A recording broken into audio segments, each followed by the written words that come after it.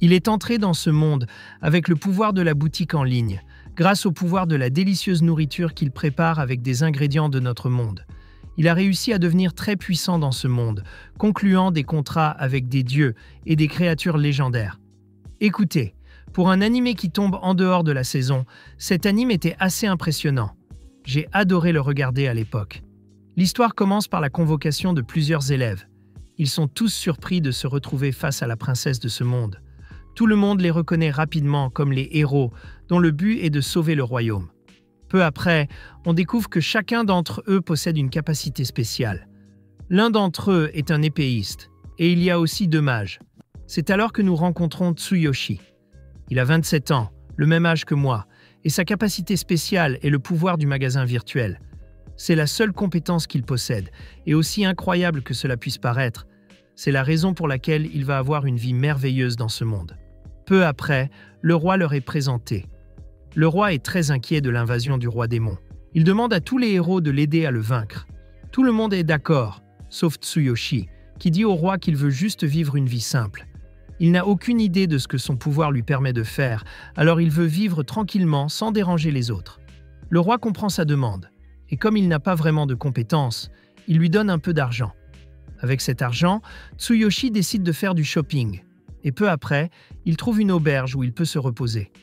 Là, Tsuyoshi se rend compte que dans ce monde, il y a aussi une sorte de menu de statistiques, où il apprend enfin à utiliser son pouvoir, qui semble être une sorte de magasin chinois en ligne où l'on peut trouver de tout. Et le mieux, c'est qu'il n'a pas à payer de taxes. Pour un adulte, c'est un vrai pouvoir. Le lendemain, Tsuyoshi décide de quitter le royaume. Pendant le voyage, il rencontre un vieux marchand qui lui explique la valeur et la rareté des différentes compétences qui existent dans ce monde. Tsuyoshi se rend alors compte que sa compétence est en fait très bonne. De plus, le vieil homme lui explique que l'une des choses les plus puissantes parmi les marchands est la fameuse boîte à objets, qui est comme une bourse semi-infinie. Pour terminer la conversation, le vieux marchand dit à Tsuyoshi qu'il a bien fait de quitter ce pays, à cause des rumeurs selon lesquelles le royaume ferme ses frontières. Il est expliqué plus tard que la raison en est l'attaque de divers monstres, ce qui pourrait être encore pire pour quelqu'un d'aussi impuissant que Tsuyoshi.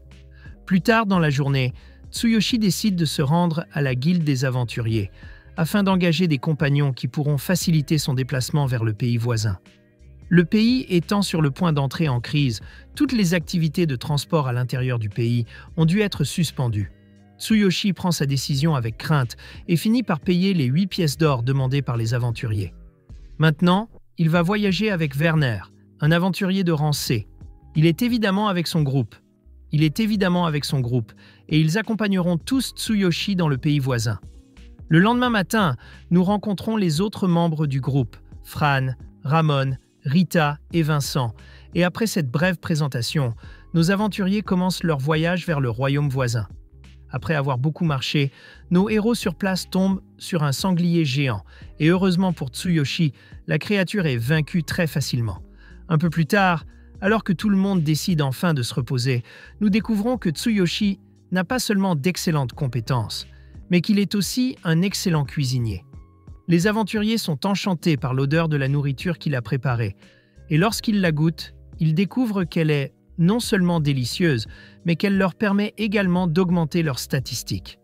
Ils le révèlent à Tsuyoshi qui, surpris, leur demande de garder cette compétence secrète. Le voyage continue, et comme promis, Tsuyoshi continue à cuisiner pour eux tous chaque jour, jusqu'à ce que soudain, une bête légendaire connue sous le nom de Fel, plus précisément un Fenrir, apparaisse devant eux. Les aventuriers commencent évidemment à se chier dessus.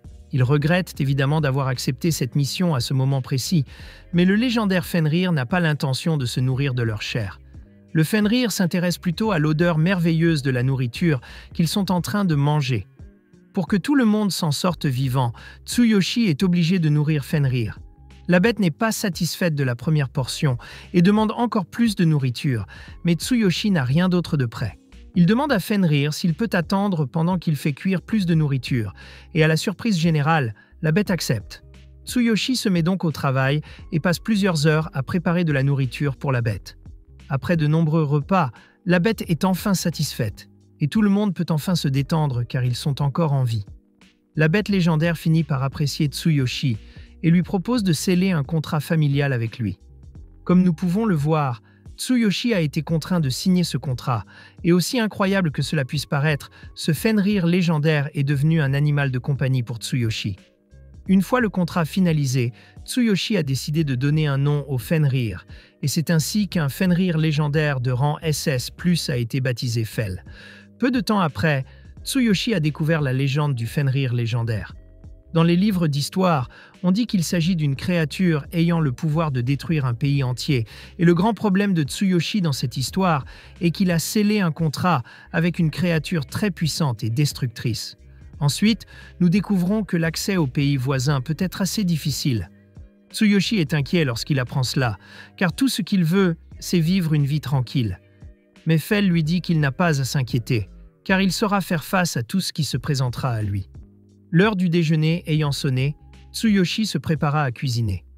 Malheureusement, il ne restait plus beaucoup de viande de sanglier à cuire, et Fel, qui se tenait à côté de Tsuyoshi, a immédiatement demandé plus de viande dès qu'il a vu la quantité disponible.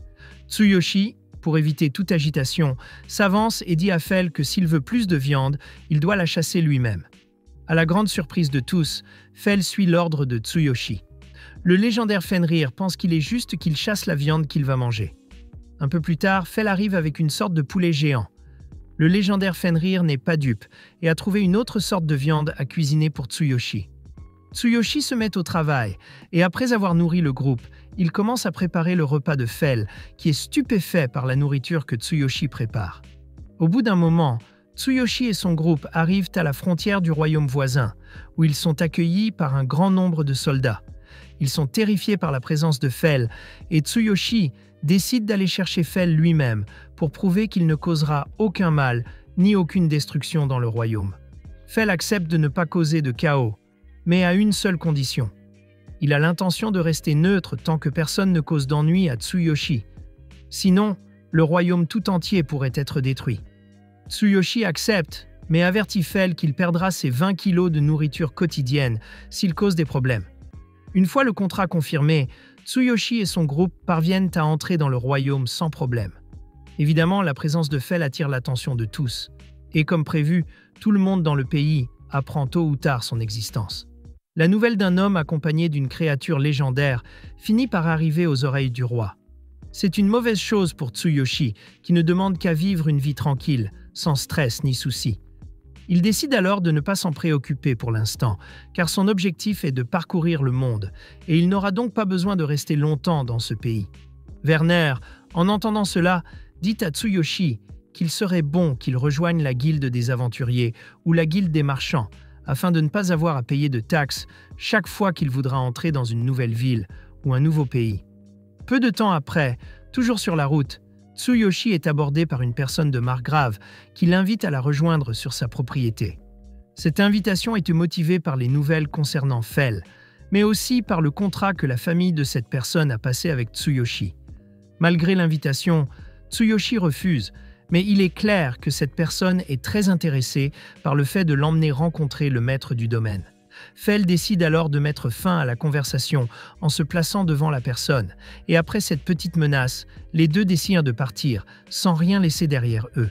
On apprend alors que la personne qui a tenté d'inviter Fel et Tsuyoshi faisait partie du cercle des nobles, et qu'il s'agissait probablement de quelqu'un qui voulait profiter du pouvoir de Fel.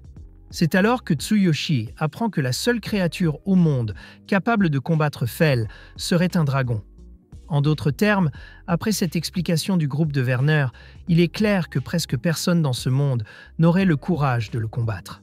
Après cela, les amis de Tsuyoshi lui annoncent que le travail est terminé et qu'à partir de maintenant, Tsuyoshi et Fel devront explorer la ville par eux-mêmes. Après ces adieux, Tsuyoshi décide de s'inscrire aux deux guildes qui existent dans ce monde, la guilde des marchands et la guilde des aventuriers. De cette façon, Tsuyoshi peut gagner sa vie en vendant ses objets, et d'un autre côté, personne n'essaiera de traquer Fel. Non loin de là, il arrive enfin à la guilde des marchands, où Tsuyoshi s'inscrit comme l'un des marchands. On lui explique qu'au sein de la guilde des aventuriers, il existe 5 classifications différentes qui déterminent le niveau d'un marchand, et que tout dépend du montant des cotisations et du volume d'affaires que la personne réalise au cours de l'année. Pour cette raison, Tsuyoshi commencera au rang le plus bas, appelé fer. Le lendemain matin, Tsuyoshi décide de vendre quelques marchandises à la guilde pour obtenir plus de pièces. La fille qui travaille à la guilde voit la marchandise que Tsuyoshi sort, ce qui laisse tout le monde perplexe. Quelques instants plus tard, Tsuyoshi se rend chez le maître de la guilde des marchands.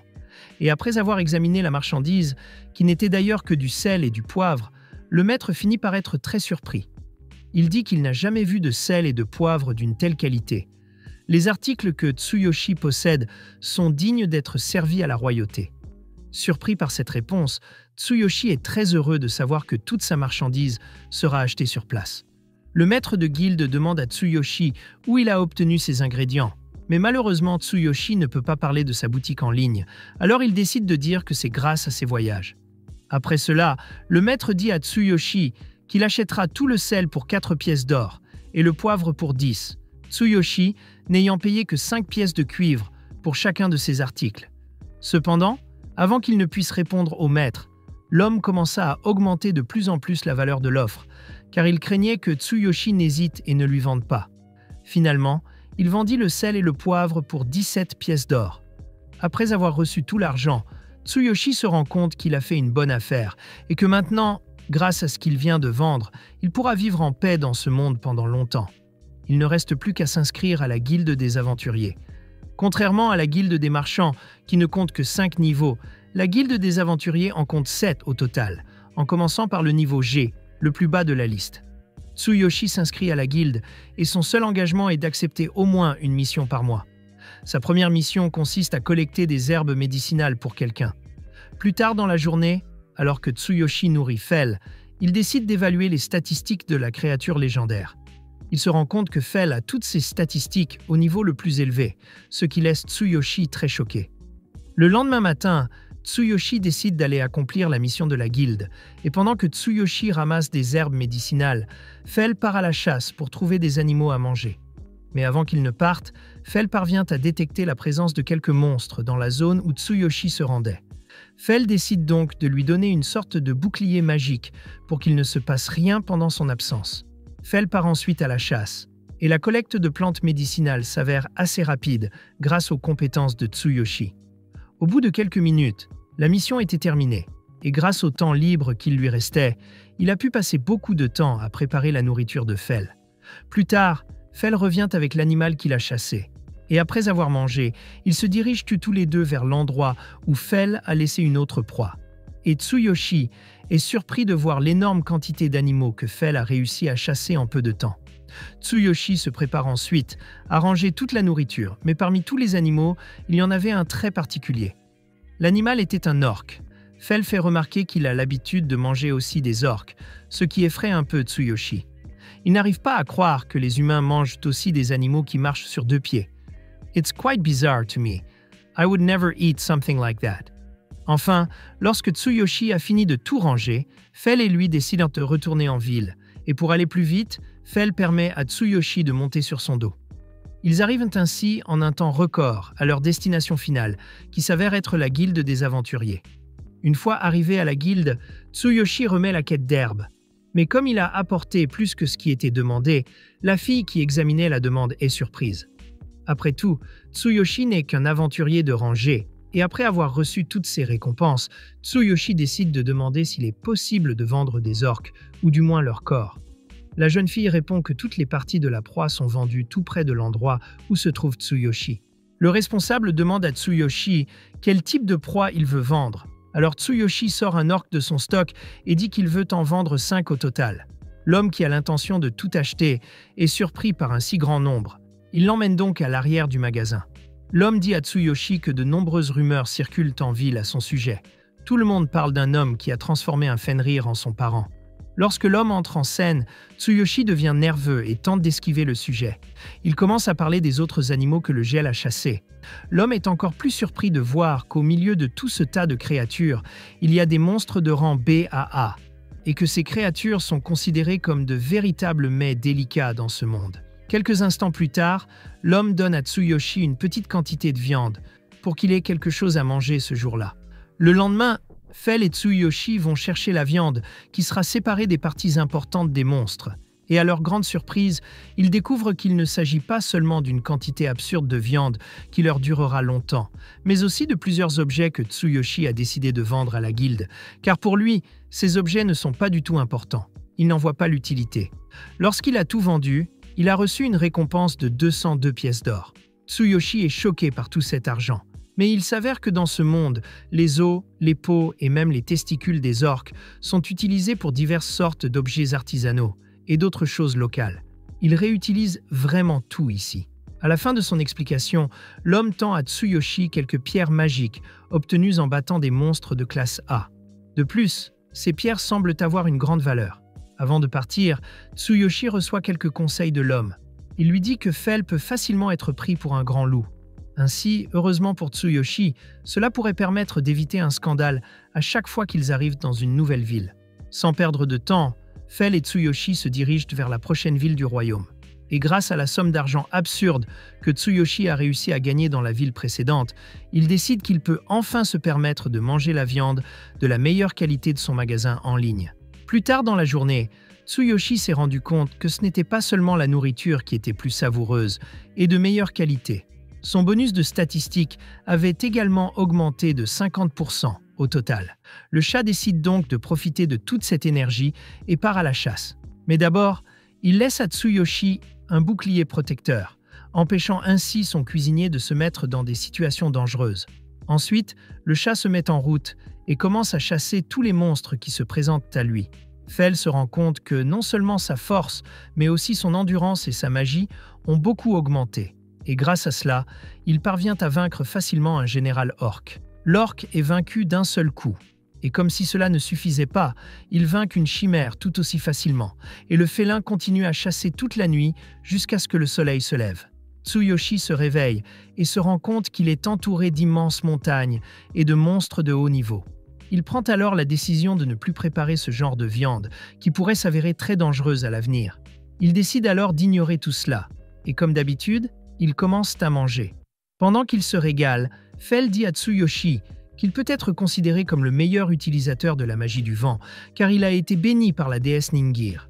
Tsuyoshi est surpris, car il ne croyait pas qu'il y avait de la magie dans ce monde, et Fell répond que la barrière qu'il a érigée pour lui est en fait un type de magie, mais Tsuyoshi est une personne très ignorante, alors il n'y a même pas pensé.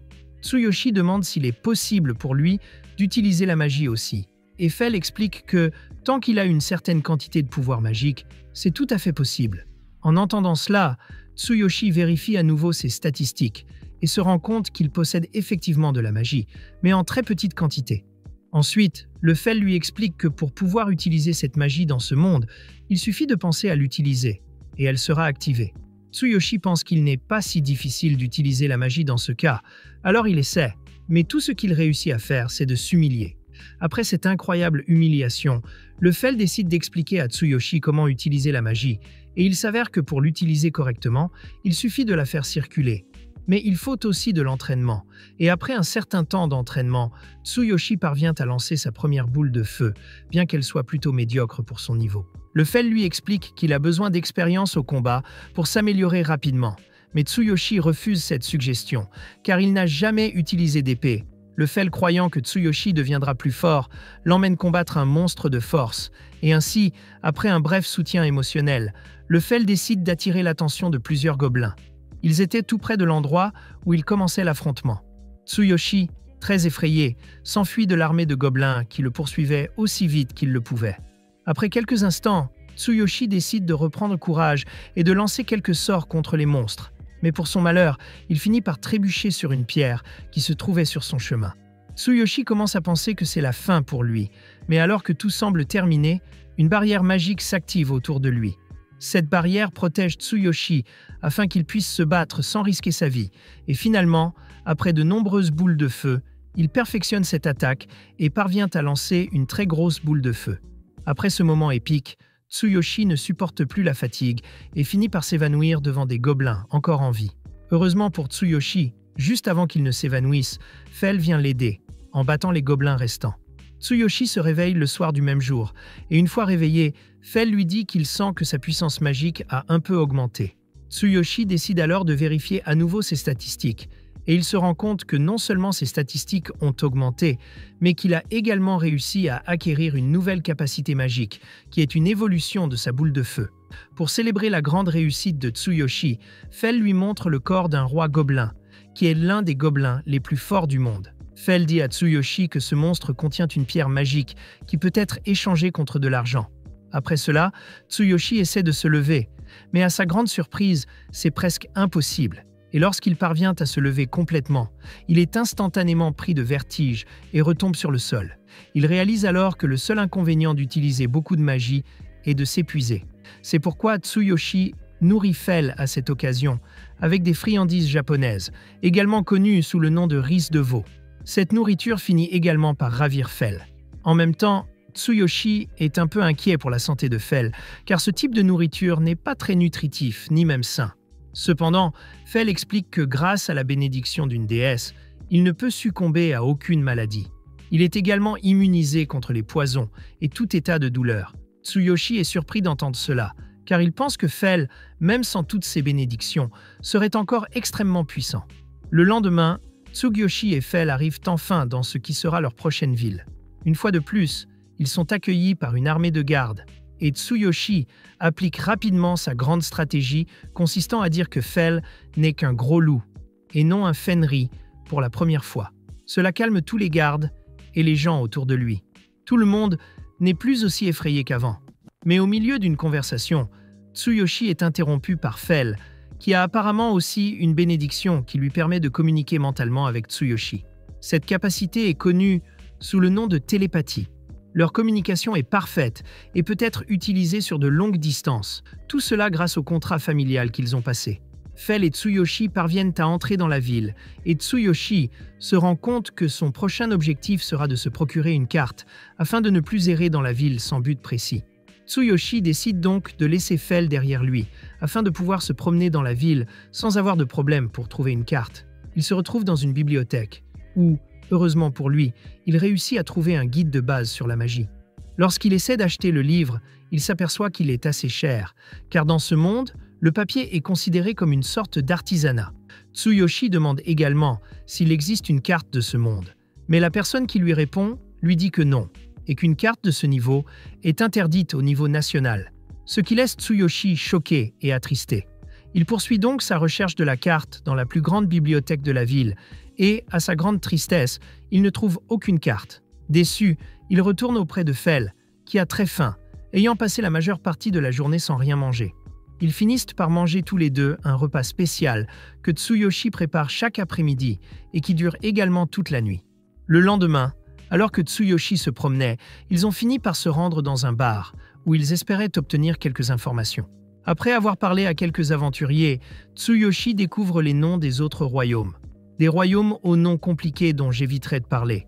Ces royaumes sont situés dans la partie orientale du continent et sont considérés comme de grands royaumes pour les aventuriers, car ils sont entourés de nombreux donjons. Il raconte ensuite aux aventuriers qu'il cherchait une carte, mais qu'il n'a pas réussi à en trouver une. Heureusement, l'un des aventuriers dit à Tsuyoshi qu'ils ont une carte et qu'ils sont prêts à la donner à Tsuyoshi pour un prix modique, à savoir une pièce d'or, car c'est un objet très rare et précieux dans ce monde. Tsuyoshi ne tarde pas à prendre sa décision. Il achète leur carte.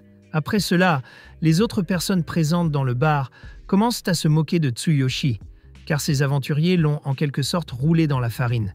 Ils ont réussi à le tromper en lui vendant la carte, alors qu'en réalité, Tsuyoshi pourrait obtenir une carte de la guilde des aventuriers pour une seule pièce d'argent. Tsuyoshi réalise enfin qu'il ne peut faire confiance à presque personne dans ce monde. Quelques instants plus tard, Fell et lui partent pour un pays côtier. Puis nous assistons à une scène dans un royaume que nous connaissons bien. La déesse du vent veille sur Fell et Tsuyoshi, et nous poursuivons l'aventure de Tsuyoshi et Fell. Ils préparent tous les deux leur campement au bord d'un lac, car cette fois-ci, ils vont manger du poisson pour le dîner, ce qui est la décision de Fell. Tsuyoshi, qui était en train de manger, décide de se lever un moment, mais au moment où il le fait, il trouve une surprise à ses pieds. La chose qui est apparue s'avère être un slime qui, étant un monstre de bas niveau, n'est même pas considéré comme une menace pour qui que ce soit. Il s'agit d'une créature fondamentalement inoffensive. Tsuyoshi est enchanté par cette créature et il se prend rapidement d'affection pour elle. Il découvre que ce slime est né il y a seulement 3 jours et après cela, Il n'a pas fallu longtemps pour que le slime montre qu'il avait faim, alors Tsuyoshi décide de lui cuisiner quelque chose. Mais avant qu'il ne puisse se mettre au travail, ce petit monstre a commencé à dévorer tous les déchets que Tsuyoshi avait laissés derrière lui et a presque réussi à manger même les ustensiles qu'il utilise tous les jours pour cuisiner. Heureusement pour lui, la bave n'a réussi à manger qu'une seule assiette et finalement, après ce petit spectacle, l'endroit était complètement propre. Tsuyoshi, sans trop y penser, félicita le slime, qui se montra très amical par la suite. Soudain, Tsuyoshi est informé qu'il a créé un contrat familial avec ce slime. Surpris, il décide d'aller voir la créature pour s'assurer de la véracité de l'information. Après confirmation, Tsuyoshi finit par donner un nouveau nom à ce slime, qui sera désormais connu sous le nom de Sui.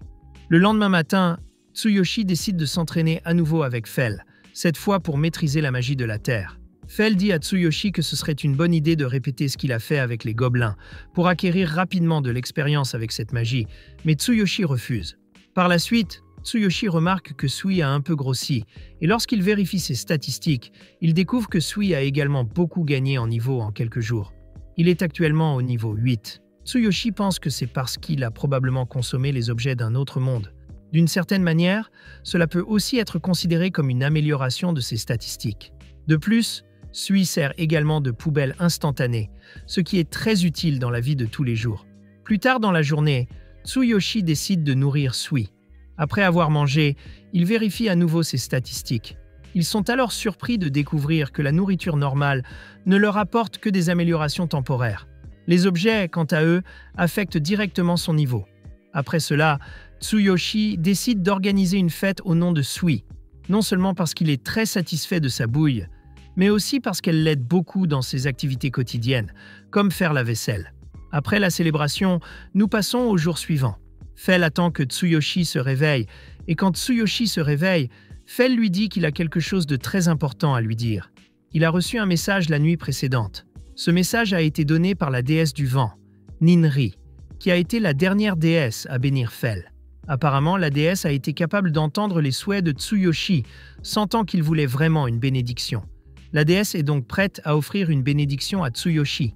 Cependant, elle souhaite recevoir une offrande en retour, en l'occurrence des bonbons d'un autre monde.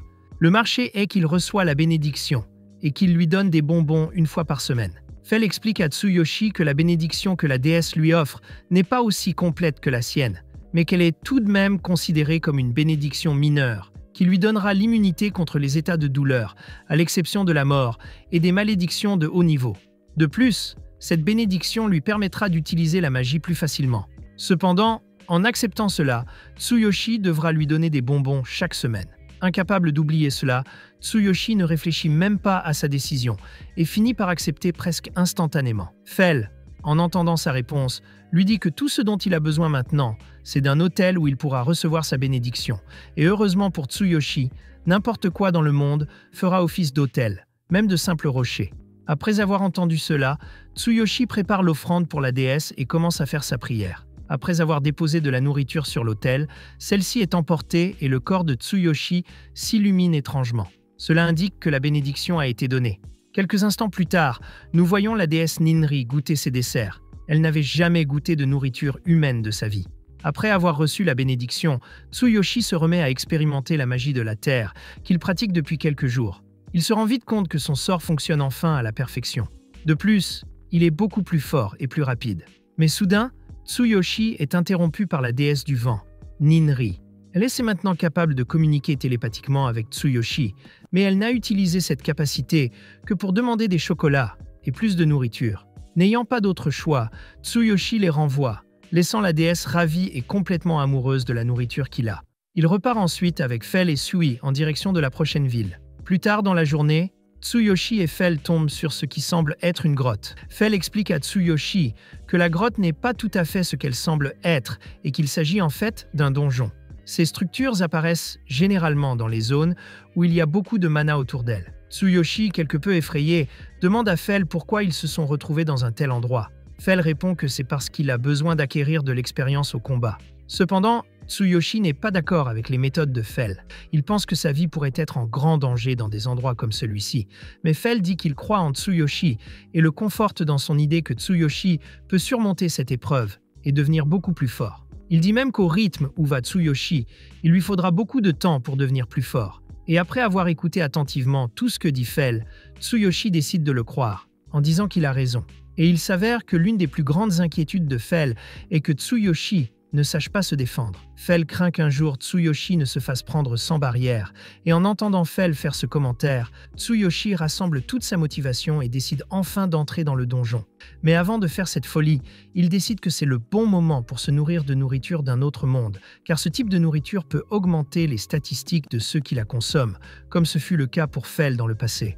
Après avoir mangé quelque chose de délicieux et d'exquis, Tsuyoshi décide enfin de s'aventurer dans le donjon. Fel et Tsuyoshi décident également de l'accompagner. Le premier ennemi auquel Tsuyoshi est confronté semble être un slime, mais pour son malheur, Tsuyoshi l'élimine en lui jetant une sorte d'acide. Ensuite, Tsuyoshi est confronté à 2 slimes, qu'ils parviennent à éliminer avec une extrême facilité. Les ennemis disparaissent soudainement. Puis on explique à Tsuyoshi que toute créature qui meurt à l'intérieur du donjon est absorbée par celui-ci, qu'il s'agisse d'un monstre ou d'un humain. Au fur et à mesure qu'ils avancent dans le donjon, les ennemis augmentent de niveau. Au 2e niveau, ils ont affronté des lapins à cornes, et au 3e niveau, ils ont affronté des gobelins. Après quelques combats, Tsuyoshi est un peu perdu.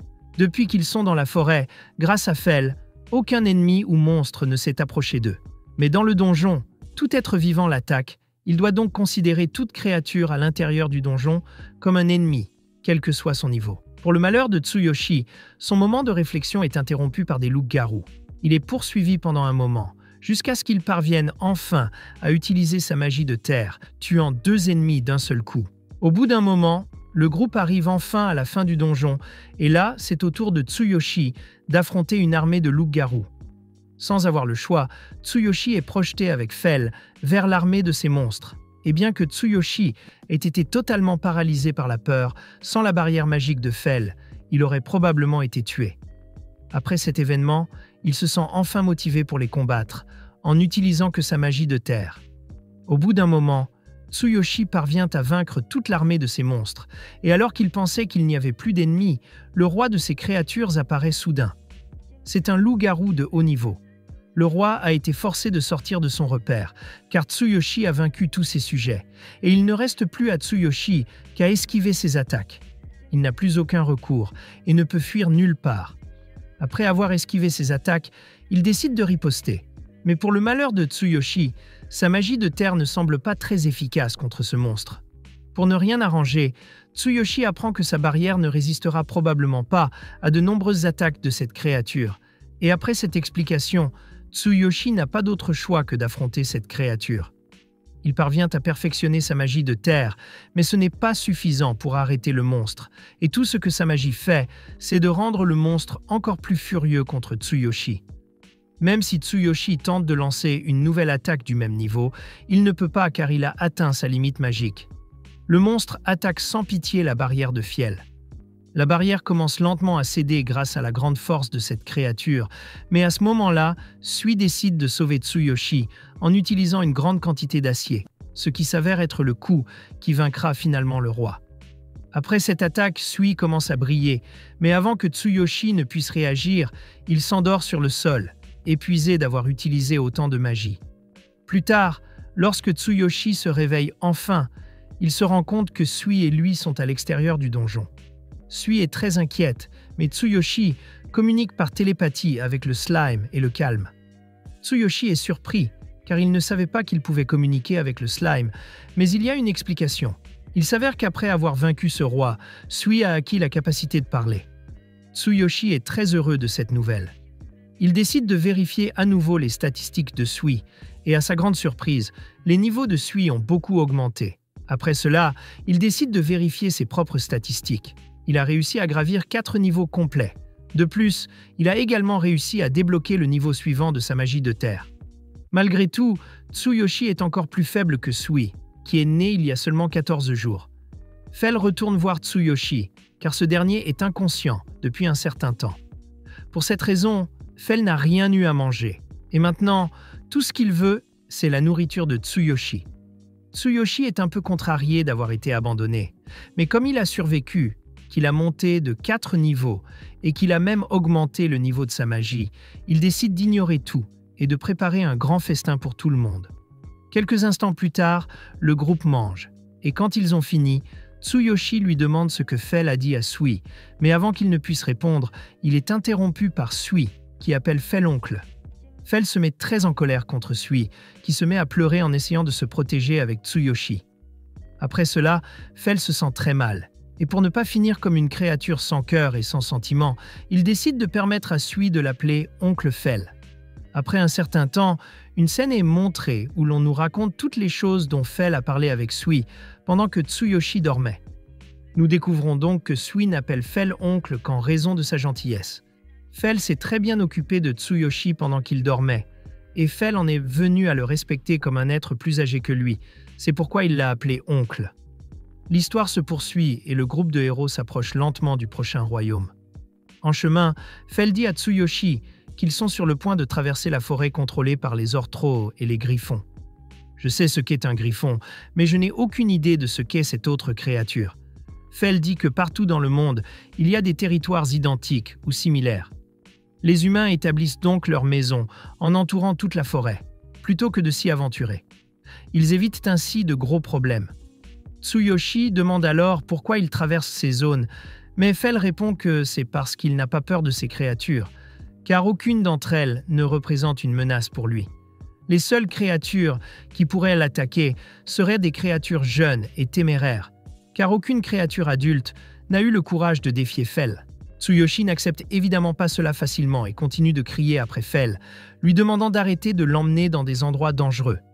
Mais avant qu'il ne puisse dire quoi que ce soit à Fel, le légendaire Fenrir lui dit simplement qu'il est trop tard, car ils sont déjà sur le territoire de créatures au nom presque imprononçable.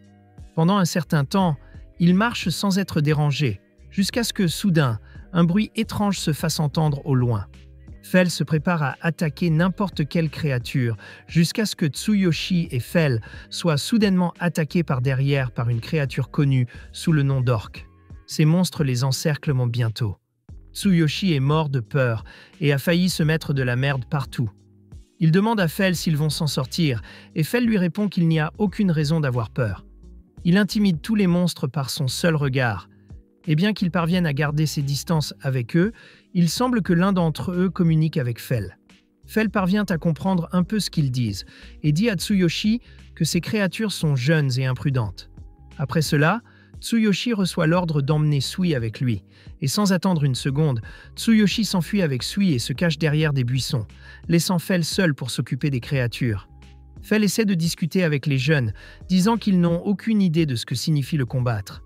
Cela ne s'avère pas très efficace, car quelques instants plus tard, l'une des créatures lance une attaque sur Fel, qui finit par vaincre son adversaire d'un seul coup, sans aucun effort. Tsuyoshi est alors surpris par la grande habileté de Fel, et les autres créatures paniquent et battent en retraite. Après la démonstration de puissance de Fel, Tsuyoshi revient avec Sui, et Fel commence à se vanter de ses grandes capacités. Sui est encore plus fasciné par les pouvoirs de son grand-oncle Fel, et lui demande si un jour il aura lui aussi des capacités similaires. Tsuyoshi répond que ce n'est peut-être pas possible, car Sui n'a pas de griffes. Mais contrairement à Fel, ses compétences en matière d'acide sont tout aussi incroyables. Tsuyoshi demande à Fel combien de temps il leur faudra pour traverser la forêt, et Fel répond qu'ils ont déjà parcouru plus de la moitié de la forêt. Tsuyoshi fait alors les comptes, et se rend compte que cela fait environ 3 semaines qu'ils sont dans cette forêt, ce qui veut dire qu'il leur reste encore 3 semaines à vivre.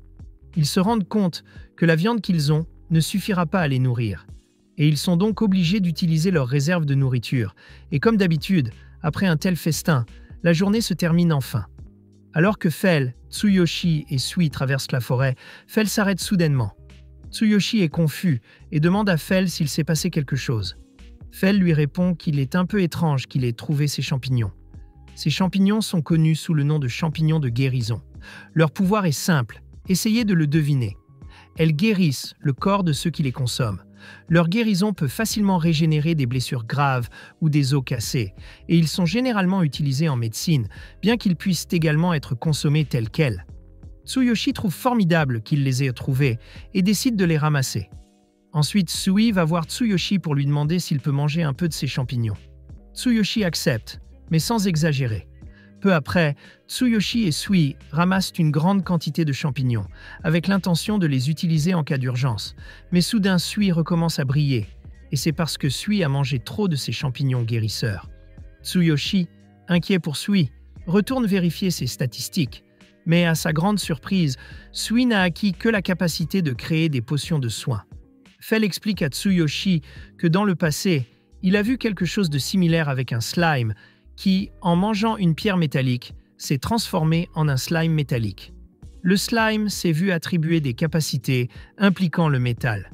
Tsuyoshi en déduit alors que la bave peut évoluer en fonction de ce qu'elle mange, et Tsuyoshi voit cette capacité comme un avantage, alors il félicite Sui d'être un bon garçon et de faire un bon travail.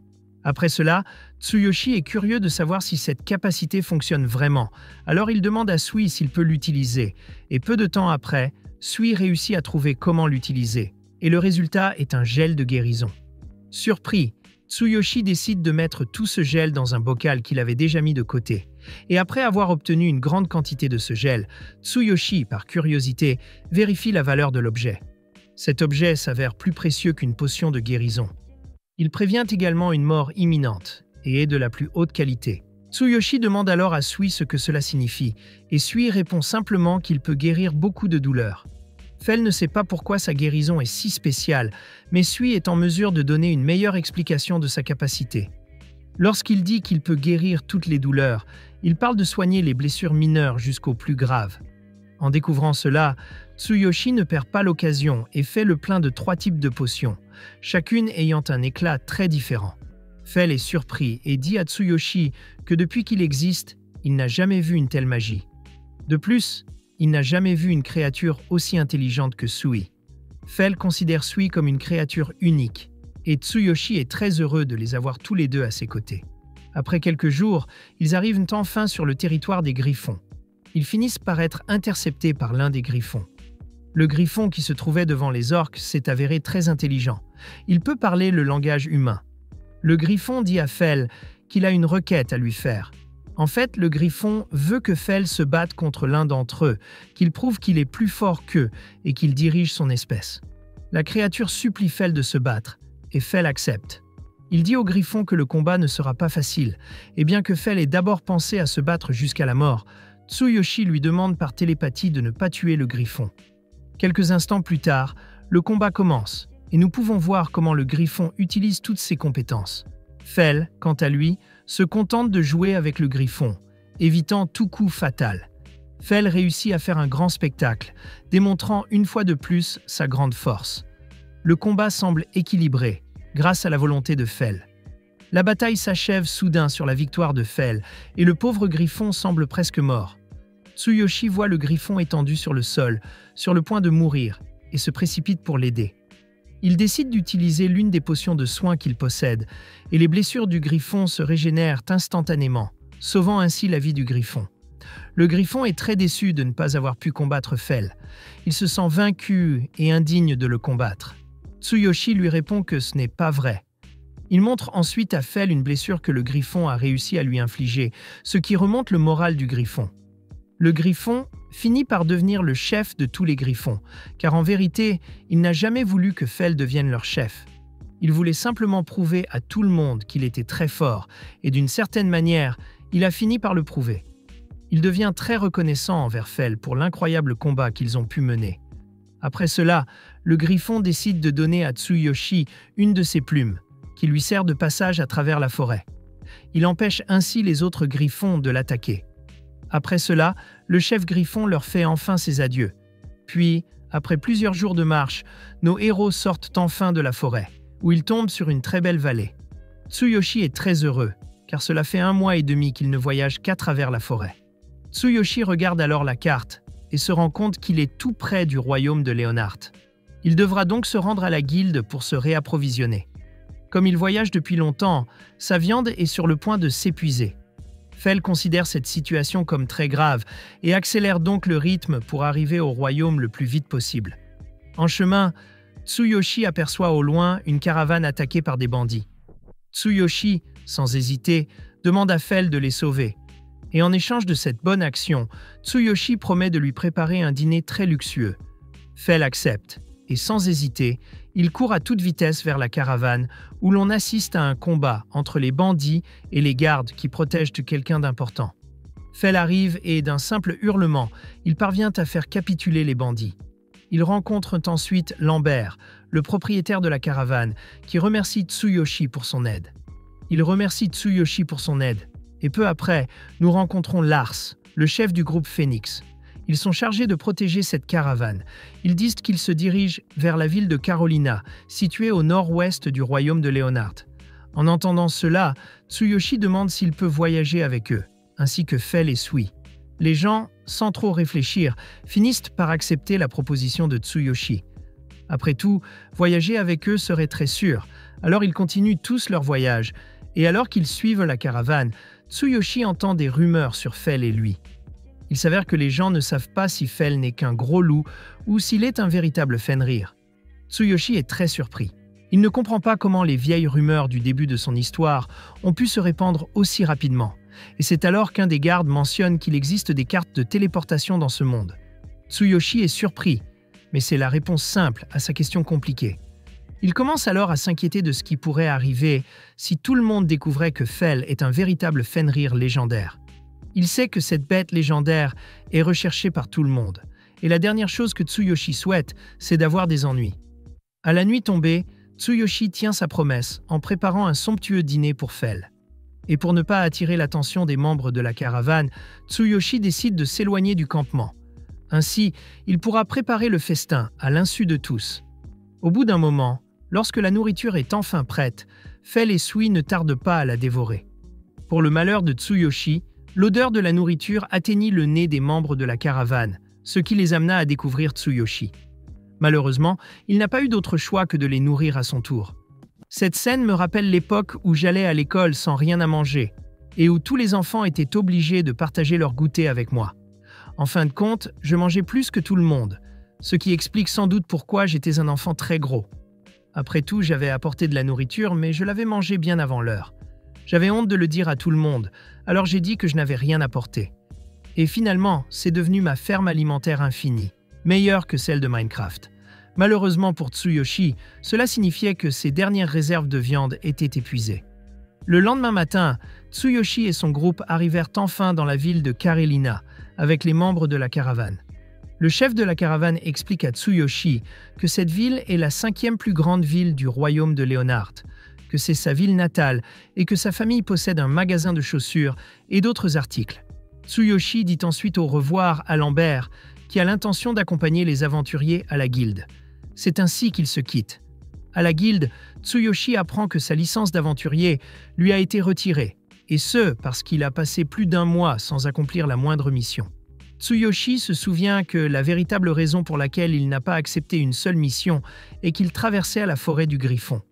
En entendant cela, le préposé lui explique que la plupart des aventuriers de rang G doivent rapidement accomplir un nombre minimum de quêtes, ce qui leur permet de passer rapidement au rang F. Lorsqu'ils atteignent le rang F, les aventuriers disposent d'environ 3 mois pour accomplir n'importe quelle quête, ce qui est bien mieux qu'un seul mois au rang G. De plus, les quêtes de rang F donnent plus d'expérience et plus d'argent. Mais Tsuyoshi ne s'inquiète pas de tout cela. Tsuyoshi finit par devoir se réinscrire à la guilde des aventuriers, en payant à nouveau les frais demandés. Cette fois, Tsuyoshi fait remarquer au préposé qu'il a plus de membres de sa famille depuis la dernière fois qu'il s'est inscrit, et il sort Sui de son sac. Lorsque les autres aventuriers voient Tsuyoshi porter un slime, ils commencent à rire et à se moquer de lui, car un slime est une créature considérée comme très faible. Mais Tsuyoshi s'en moque. Après avoir terminé son inscription à la guilde, il décide d'aller vendre les monstres qu'il a chassés au cours de son voyage. Peu de temps après, Tsuyoshi revient avec tout son gibier. Le groupe d'aventuriers qui l'accompagnait est totalement impressionné. Et peu après, le boucher qui servait Tsuyoshi l'a remercié pour la viande de haute qualité et les autres articles qu'il avait apportés. Cependant, il dit que la viande de sa chasse est quelque chose qu'un roturier comme lui ne pourrait normalement pas consommer. En entendant cela, le groupe d'aventuriers qui accompagnait Tsuyoshi devient encore plus curieux et lui demande quelle sorte de viande il a mangé la veille. Tsuyoshi répond calmement, disant qu'il a mangé un peu de tout, mais que la plupart de la nourriture était faite de la chair des monstres qu'il vendait. Après avoir entendu cela, les aventuriers s'excusent auprès de Tsuyoshi et baissent même la tête en signe de respect. Ils ont fait cela parce que Tsuyoshi leur a servi des ingrédients de grande qualité, que les gens préfèrent généralement vendre aux nobles plutôt que de les manger, parce qu'ils sont très chers. Ces aventuriers pensaient qu'ils ne goûteraient jamais à ce genre de nourriture. C'est pourquoi ils le remercient. Tsuyoshi est un peu gêné par tous ces remerciements. Il leur demande de ne pas s'excuser, car ils ont pris soin de lui tout au long du voyage. Les aventuriers le remercièrent en lui disant qu'ils étaient bien connus dans la ville et que s'il avait besoin de quoi que ce soit, il n'avait qu'à s'adresser à eux, et ils prirent congé. Tsuyoshi alla ensuite se reposer dans une auberge qu'on lui avait recommandée.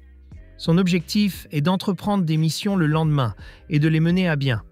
Ainsi, il pourrait passer au rang F et ne plus s'inquiéter de la guilde pendant trop longtemps. Mais avant que Tsuyoshi ne puisse dormir, il est interrompu par la déesse du vent. Elle lui rappelle qu'il lui doit son offrande. Alors, comme il n'a pas le choix, il finit par envoyer beaucoup de desserts et de sucreries. Le lendemain, il se rend à la guilde pour accepter des missions, et en lisant les différentes missions, Tsuyoshi se rend compte que chacune d'entre elles est assortie d'un certain nombre de points. Pour atteindre le rang F, il lui faut un total de 100 points. Fel finit par insister auprès de Tsuyoshi, lui disant qu'il devrait accepter la mission d'en finir avec les gobelins, car cela lui donne un total de 3 points, mais Tsuyoshi refuse, car il a été très traumatisé par le combat contre les gobelins. Fel lui dit alors que la décision finale est entre les mains de Tsui, puisqu'ils sont un groupe et que chacun a une voix, et pour le malheur de Tsuyoshi, il décide d'aller combattre les gobelins. Un peu plus tard, nous les voyons dans la forêt à la recherche des gobelins.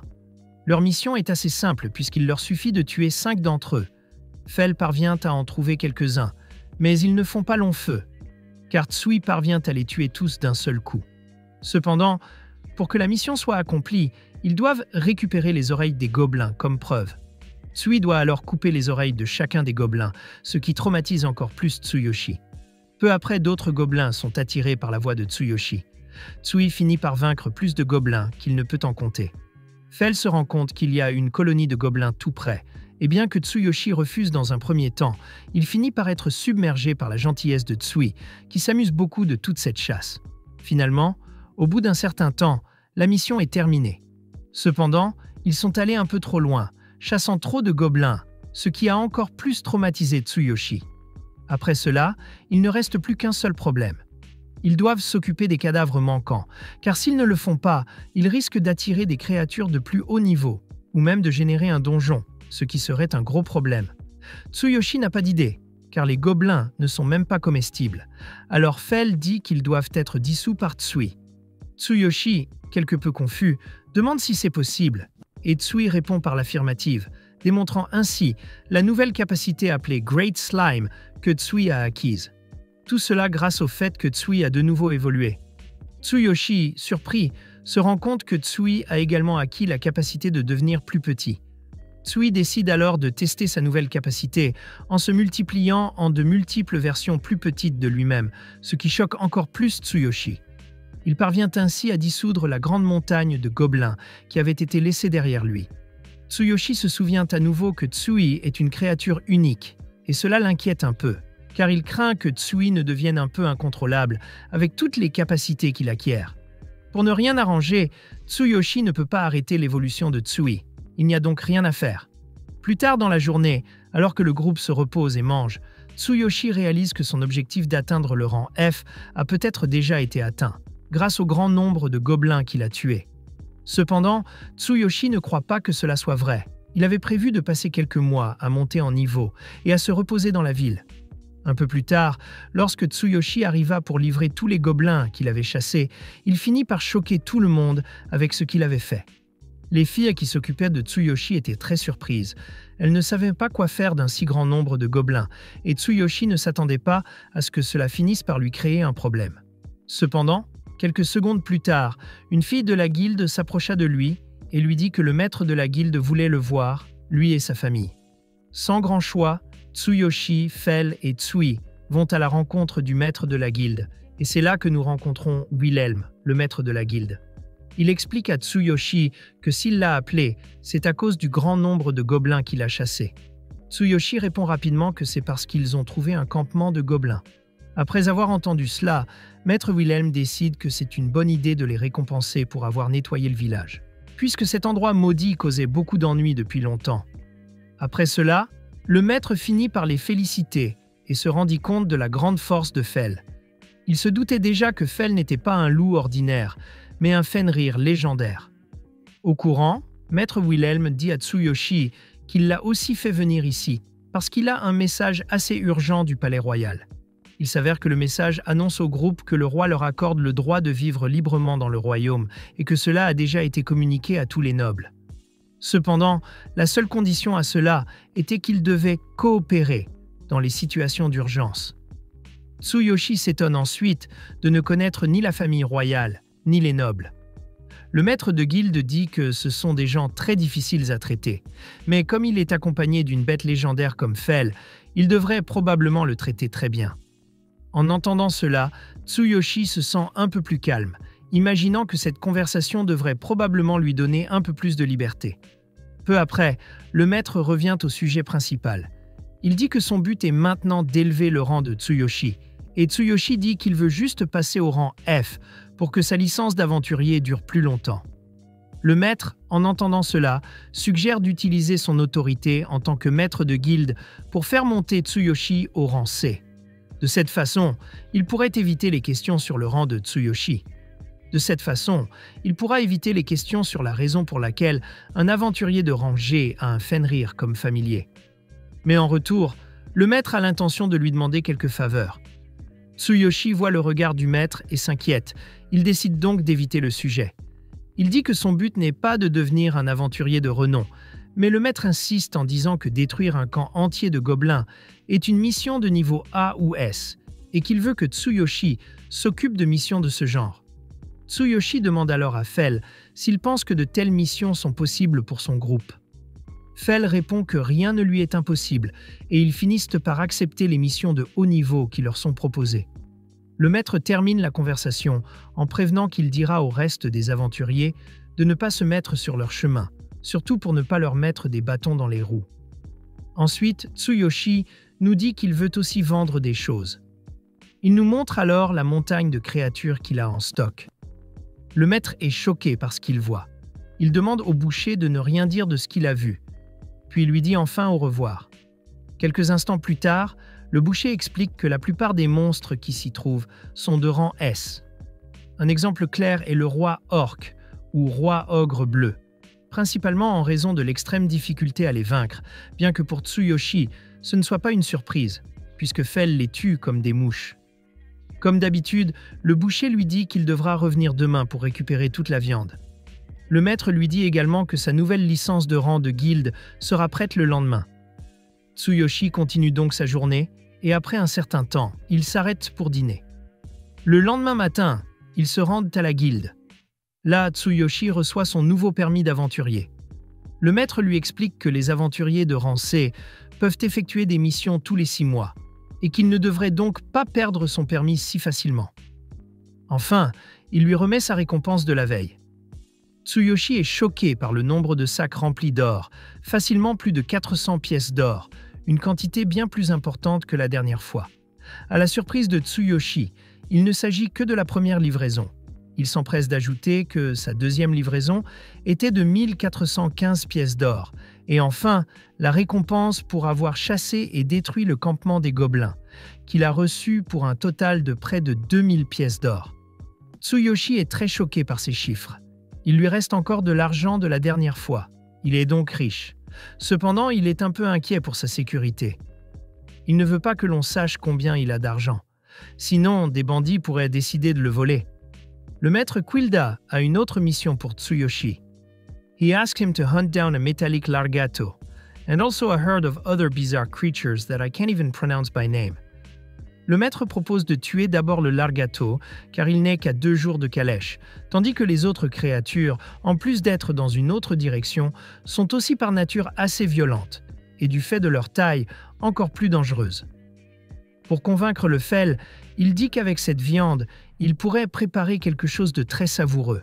Après cela, le groupe commence à se préparer pour le travail. Mais avant de partir, Tsuyoshi dit qu'il veut d'abord rendre visite à un vieil ami, en l'occurrence Lumbert. Tsuyoshi se souvient que sa famille possède un magasin de chaussures qui vend un grand nombre d'articles différents. Une fois sur place, Lumbert lui demande ce qu'il fait là, et Tsuyoshi répond qu'il cherche un nouveau sac, car celui qu'il portait était très abîmé.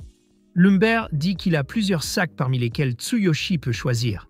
Tsuyoshi demande alors s'il peut l'essayer avec Sui. Il dit que le sac est destiné à un membre de sa famille, et Sui finit par choisir le sac le moins cher. Tsuyoshi continue ensuite à explorer tout le magasin.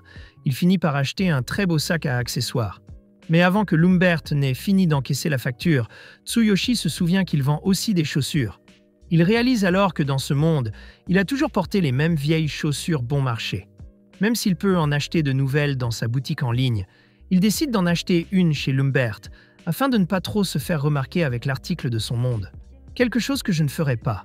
Rien ne vaut une bonne paire de baskets confortables, d'une pointure supérieure à celle de mon pied. Le genre de chaussures qui sont tellement lâches que lorsque vous donnez un coup de pied dans un ballon de football, elles s'envolent. Ceux-ci sont parfaits. Il achète également un sac à main, un portefeuille et une ceinture avec un étui pour son couteau. Lumbert dit que tout cela a coûté 11 pièces d'or, mais que pour Tsuyoshi, tout sera gratuit, car Lumbert lui est très reconnaissant de lui avoir sauvé la vie. C'est aussi sa façon de payer pour une viande de si grande qualité. Tsuyoshi accepte les cadeaux et le remercie, et le lendemain, le groupe se retrouve à la montagne où se trouvait le largato de métal. Après s'être assuré que c'était bien l'endroit, Fell s'enfonce dans la montagne pour le trouver, car grâce à son odorat, il est très facile de le localiser. Ils parviennent enfin à trouver la grotte où se trouve la créature, et une fois à l'intérieur, il ne faut pas longtemps pour trouver le premier ennemi. Ils ont d'abord cru qu'il s'agissait d'un largato normal, mais après l'avoir analysé, ils ont réalisé qu'il s'agissait d'un largato de mithril. Tsuyoshi était très confus, car c'est à cet endroit qu'ils étaient censés trouver le largato de métal. Fell examine et sent toute la zone, et se rend compte que tout ce qui l'entoure est fait de minerai de mithril. Il pense donc que ce largato a dû évoluer, pour leur plus grand malheur à tous. Fell mentionne également que le mithril est un minerai très léger et très résistant, et qu'il conduit très bien la puissance magique, étant utilisé dans tous les animés comme le métal le plus résistant. En d'autres termes, toute magie libérée peut être absorbée ou dissipée facilement. Pour cette raison, la magie ne serait que 2 fois moins efficace, et comme la créature est faite de ce type de métal, il ne serait pas avantageux d'avoir un combat magique contre elle, alors même Fell pourrait avoir un peu de difficulté. Mais ce n'est que de la logique. En réalité, Fell n'y pense même pas. Il lance simplement un éclair qui finit par vaincre un largato d'un seul coup. La créature est alors mise de côté et le groupe commence à explorer la grotte. Après quelques minutes de marche dans la grotte, Tsuyoshi se rend compte qu'il peut fabriquer une arme avec ce minerai. Il pourrait même fabriquer des armures, car ce métal doit être très rare. Il pense à récupérer un peu de ce métal dans la grotte, mais avant de pouvoir continuer à en collecter, il est interrompu par Fell, qui a entendu les commentaires de Tsuyoshi. Fell dit qu'il n'en a pas besoin, car rien n'arrive à la cheville de la défense de sa barrière magique, et qu'il n'a donc pas besoin d'armure.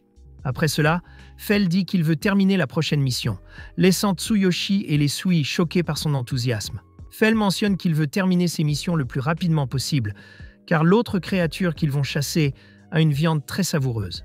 Après avoir dit cela, il attrape Tsuyoshi et l'emmène contre son gré. Il ne leur faut pas longtemps pour trouver le troupeau de ces taureaux. Fell dit à Tsuyoshi que ce ne sera pas long, et qu'il ne lui a pas fallu plus de 2 secondes pour éliminer tout le troupeau, et que plus tard dans la journée, le groupe fera la livraison et réclamera la récompense pour les 2 missions. Une fois à la guilde, il laisse le maître surpris ainsi que le boucher. Après tout, le largato que Tsuyoshi a apporté est une créature tout à fait rare, et la dernière fois qu'on l'a vu, c'était il y a plus de 400 ans. Le maître fait également remarquer que lorsqu'il y a un largato comme celui-ci, cela signifie qu'une montagne a également été créée à partir de ce minéral. Il ajoute que dans ce monde, il n'y a que 3 montagnes où ce minéral peut être extrait, et qu'il s'agit du minéral le plus rare parmi tous les matériaux rares qui existent dans ce monde. Le maître l'informe également que la peau de ce largato est si rare qu'elle sera offerte directement au roi. Bien sûr, ce cadeau ne sera pas gratuit, et la récompense que Tsuyoshi recevra sera de 5000 pièces d'or. En entendant cela, Tsuyoshi est en état de choc. Il peut désormais se considérer comme une personne riche. Et alors que le maître s'apprêtait à lui dire qu'il attendait la fin de la mission de chasse au taureau, Tsuyoshi finit par lui montrer que cette mission a également été menée à bien. Le maître et le boucher sont encore plus choqués, et alors que la journée est sur le point de se terminer, Tsuyoshi déclare qu'il ne manquera pas l'occasion de cuisiner cette viande de grande qualité et qu'il va donc faire un grand festin pour eux tous. En entendant cela, le gel est très heureux.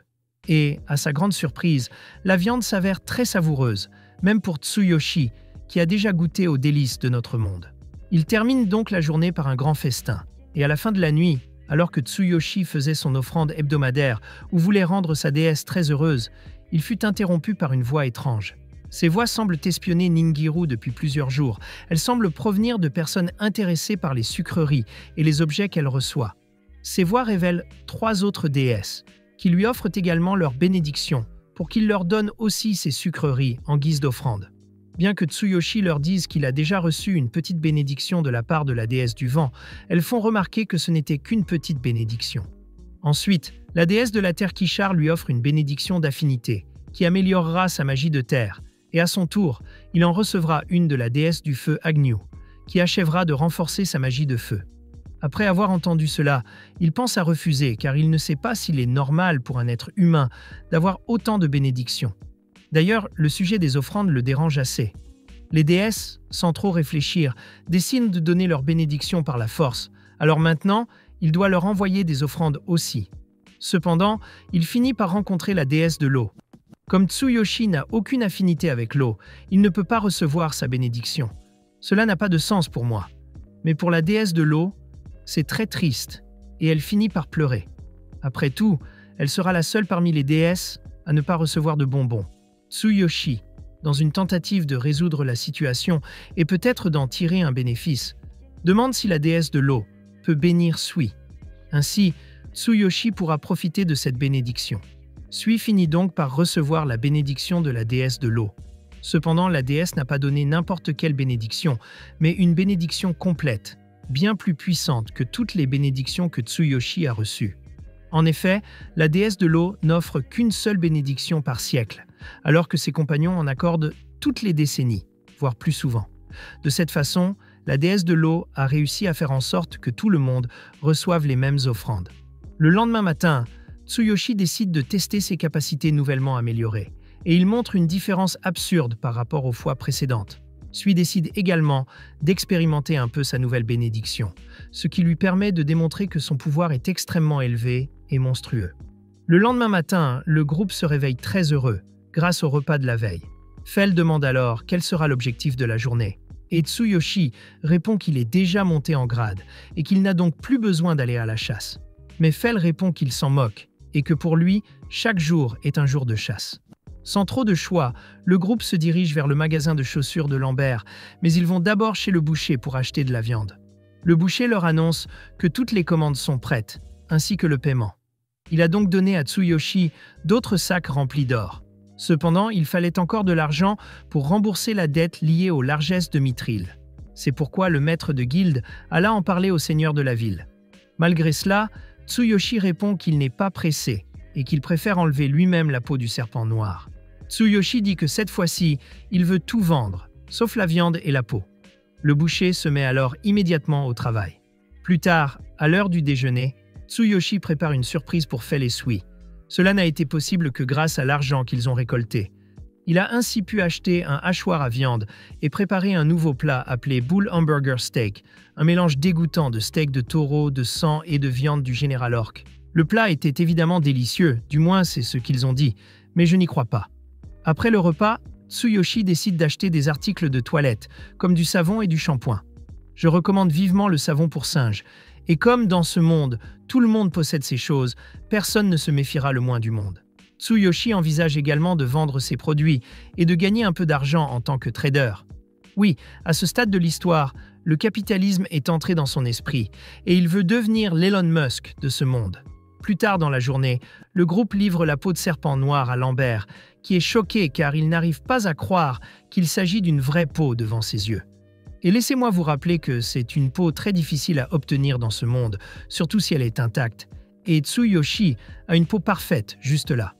Par la suite, Lambert lui demande s'il peut la lui vendre pour 50 pièces d'or, ce qu'il accepte. Et pendant cette négociation, Tsuyoshi dit à Lambert qu'il est aussi membre de la guilde des marchands, ce qui laisse Lambert assez perplexe, car il est très rare de trouver quelqu'un qui soit inscrit dans les deux guildes. Après avoir dit cela, Tsuyoshi sort ses articles de toilette de son dos et demande à Lambert s'il pense que ces articles se vendront bien. Lambert vérifie les produits qu'il a apportés pour pouvoir lui dire s'ils sont bons ou non. Il sent le savon et se rend compte qu'il sent très bon.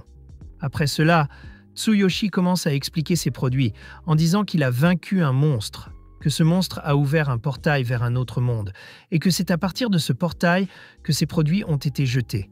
Il a un produit appelé après-shampoing, un produit appelé shampoing et même un produit appelé masque de beauté. Lambert reste silencieux quelques secondes, puis il remercie Dieu d'avoir rencontré quelqu'un d'aussi important, car grâce à Tsuyoshi, il va pouvoir gagner beaucoup d'argent. Lambert explique que c'est bientôt son anniversaire de mariage et qu'il voulait vraiment lui offrir un cadeau spécial. Et ces articles de nettoyage que Tsuyoshi possède sont parfaits, car sa femme, contrairement aux hommes de ce monde, aime se baigner. Tsuyoshi est très choqué de découvrir qu'il existe des baignoires dans ce monde. Il n'a jamais pris de bain depuis tout ce temps. Il demande donc à Lambert s'il peut voir sa baignoire. Lambert accepte sans problème. Il montre sa baignoire, ce qui impressionne Tsuyoshi. Il explique que les baignoires sont chères et que le simple fait de les faire fonctionner peut coûter des pièces d'or. Mais dans ce monde, un marchand qui possède une baignoire est considéré comme un homme prospère. Après avoir dit cela, Lambert demande si Tsuyoshi est intéressé par une baignoire, car s'il l'est, il peut lui présenter un magasin qui en vend. Tsuyoshi finit par accepter sans se plaindre, et plus tard, Tsuyoshi décide de laisser un produit de chaque type à Lambert afin qu'il puisse les essayer et vérifier leur qualité. Le lendemain, ils se rendent à nouveau au magasin de chaussures de Lambert, où se rend désormais Tsuyoshi, pour voir comment il se porte après son bain. Dès qu'il ouvre la porte, Tsuyoshi est surpris par la femme de Lambert, fasciné par sa présence. Lambert les présente officiellement. C'est à ce moment-là que nous découvrons que sa femme s'appelle Marie. Mais avant que Tsuyoshi ne puisse dire quoi que ce soit, il est interrompu par Marie, qui est ravie des objets qu'il a apportés. Il s'avère que la nuit précédente, son mari a dégagé une odeur très douce après son bain.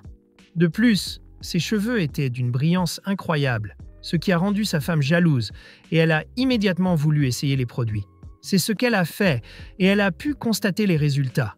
Sa peau était très soyeuse, ses cheveux étaient aussi plus propres, et elle se sentait plus légère. Même Lambert a été étonné par ces produits, car ils ont réussi à rehausser encore plus la beauté de sa femme. Lambert a donc voulu savoir s'il pouvait acheter un lot complet pour Marie.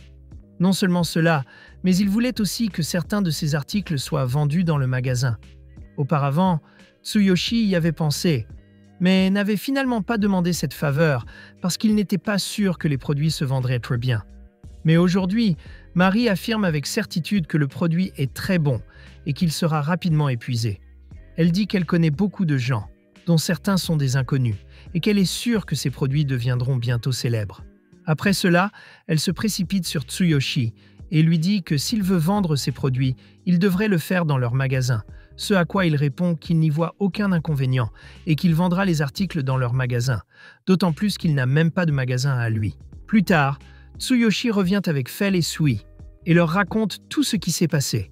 Il laisse également beaucoup de marchandises à Lambert et Marie afin qu'ils aient des produits à vendre pendant longtemps. Tsuyoshi décide ensuite de se rendre à la guilde des aventuriers, car il a appris que le maître de la guilde était finalement revenu après sa rencontre avec le seigneur de ces terres. Lorsqu'il entre dans la chambre du maître, il finit par pousser un grand cri, car ce qui se trouve devant lui est ce qui manquait encore à sa récompense, un total de 5800 pièces d'or. Avec tout cet argent, Tsuyoshi compte enfin acheter la baignoire de ses rêves, mais ils sont soudain interrompus par une fille de la guilde qui leur apporte d'autres nouvelles. Il s'avère que la ville a été envahie par une nuée de wyverns. Tout le monde se précipite pour voir la situation, et pendant qu'ils courent, la fille explique qu'une nuée de ces monstres a attaqué un groupe alors qu'ils chassaient dans la plaine à l'ouest de la ville.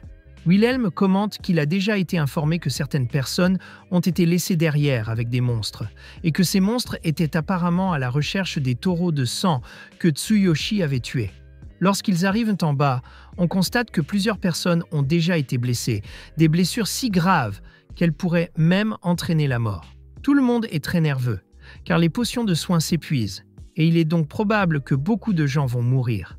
Soudain, ils sont interrompus par Tsuyoshi, qui dit avoir des potions de haute qualité.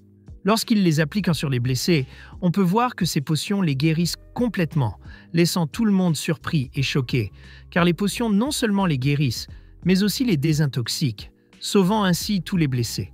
Ensuite, le maître de guilde annonce à tous les aventuriers que leur mission est de chasser tous les wyverns. Par conséquent, tous les aventuriers de rang C ou supérieur doivent y participer. Malheureusement, Tsuyoshi est un aventurier de rang C, et si personne ne s'oppose à la nuée de ces monstres, il est probable qu'ils ne tarderont pas à attaquer la ville. Les aventuriers présents commencent à se motiver, et au milieu des cris et de l'excitation, ils sont interrompus par Fell, qui entend tout, et qui dit qu'il pourra s'occuper de toutes ces wyverns. Pour Fell, cette chasse ne serait qu'un simple exercice, et bien que Tsuyoshi ait d'abord refusé cette idée, il finit par l'accepter. Fell demande également si tous les monstres qu'il chasse lui appartiennent, et le maître de guilde répond par l'affirmative. De plus, ils seront récompensés par de l'argent. Après avoir entendu cela, ils partent immédiatement. Le groupe ne tarde pas à trouver les monstres. Fell et Sui décident alors de se battre, et, sans trop de difficultés, ils anéantissent rapidement toutes les créatures. Pendant ce temps, Tsuyoshi se cache derrière un rocher, mais pour son malheur, il est également attaqué par l'un de ces monstres. Cependant, grâce à la barrière de Fell, il ne subit aucun dommage et est sauvé par Sui et Fell lors d'une attaque combinée, où Fell termine le combat en coupant la tête de l'ennemi, ce qui laisse Tsuyoshi légèrement traumatisé. Le groupe décide ensuite de prendre un délicieux repas pour fêter leur victoire, sauvant ainsi la guilde des aventuriers et la ville. Après le repas, ils retournent à la guilde des aventuriers et rapportent qu'ils ont vaincu toutes les wyverns. La guilde dit qu'elle les démêlera gratuitement. Après tout, ils n'ont pas assez d'argent pour payer Tsuyoshi. Pour cette raison, elles n'achèteront que la moitié des matériaux. Tsuyoshi accepte et retourne à l'auberge fatigué. Alors que Tsuyoshi est assis sur le lit, les déesses vont le voir pour lui demander d'autres offrandes. La déesse Ninir communique avec lui en privé et en secret. Elle lui fait remarquer que la quantité de bonbons qu'il doit lui donner devrait être plus importante. La déesse de la terre Akishar dit qu'il a vendu récemment beaucoup d'objets intéressants. Elle aimerait que certains de ces objets lui soient donnés en offrande. Elle aime les shampoings, les savons et les sucreries, mais ses cheveux secs la dérangent de plus en plus ces derniers temps. La déesse de l'eau dit que ces plats ont l'air délicieux et qu'elle aimerait les goûter. Elle demande que cette conversation entre eux reste secrète. Tsuyoshi se demande pourquoi elles veulent toutes garder leur conversation secrète, car s'il leur envoie des offrandes, elles découvriront peu après ce qu'elles lui ont demandé. La déesse du feu Ani est contrariée d'apprendre que toutes les autres déesses demandent des choses cachées. Elle dit donc qu'elle va demander quelque chose qu'elle veut elle-même. Elle demande à Tsuyoshi de lui envoyer des boissons. Le lendemain, Tsuyoshi se rend au magasin qui vend des baignoires. Une fois sur place, il est ravi des baignoires disponibles. Le vendeur lui en montre plusieurs types, mais il finit par en choisir un vert. Le vendeur lui demande s'il va prendre un financement, mais Tsuyoshi dit qu'il va le payer comptant et l'emporter tout de suite dans son sac magique. Le vendeur est impressionné par tout cela. Après avoir acheté la baignoire, Tsuyoshi et Fell décident de sortir de la ville pour prendre l'air et profiter de leur nouvelle acquisition, la baignoire. Pendant que Tsuyoshi prend son bain, Fell dit qu'il va chasser. Tsuyoshi et Sui profitent du moment, et Tsuyoshi termine la journée en préparant un délicieux festin avec les morceaux des wyverns. Fell revient de sa chasse et dit que cette fois, il est allé un peu plus loin que d'habitude. Il a trouvé un dragon de terre et Tsuyoshi demande ce qu'ils vont en faire, et Fell répond que c'est très simple, ils vont le manger. Parce qu'un dragon de terre, c'est délicieux. Tsuyoshi craint de ne plus pouvoir stocker de monstres dans son inventaire. Ils se rendent donc à la guilde des aventuriers pour demander si la guilde peut débloquer ce dragon pour lui. Une fois sur place, le maître de la guilde et le boucher leur expliquent qu'il est impossible de sculpter un dragon.